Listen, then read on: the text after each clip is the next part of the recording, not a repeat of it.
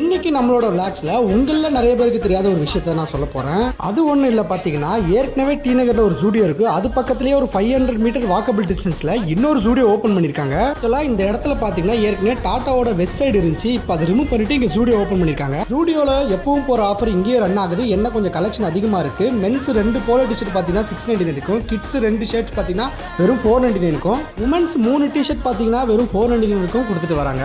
ஜூடியோனாலே rate கம்மியாக கிடைக்குன்றது எல்லாருக்குமே தெரிஞ்ச ஒரு விஷயம் தான். ஆனால் நான் ஏன் இந்த ஜூடியோ மென்ஷன் பண்ணா, இங்கே ஜூடியோ இருக்கிறது நிறைய பேருக்கு தெரியாது.